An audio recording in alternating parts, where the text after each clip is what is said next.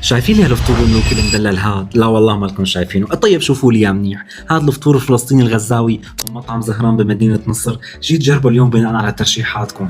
قلنا بسم الله وابتدينا اول لقمة من الحمص اللي كان طعمه بصراحة خرافي، وبعدها دغري رحنا على الفلافل. يا عفو الله شو طرية، ولما حطيتها مع الحمص عطتنا ميكس جبار.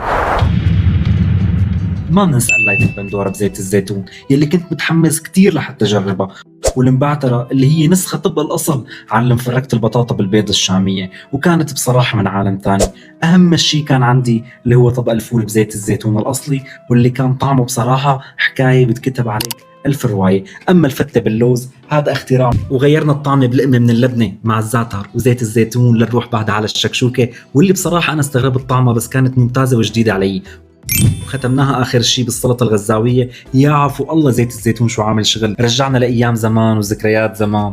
هاد كان ملخص تجربتنا اليوم، وما بنقول غير كلمة واحدة، الطعم حكاية كان بينكتب له ألف رواية. شكرا من كل قلبي لترشيحاتكم ودعمكم، شكرا لكل مين نصحني جرب مطعم زهران. بصراحة كان الفطور الغزاوي توب وهاي ريكومندد وينصح به بشدة. بحبكم كتير، استنوني بتجارب جديدة واكتبوا لي ترشيحات تانية. سلام.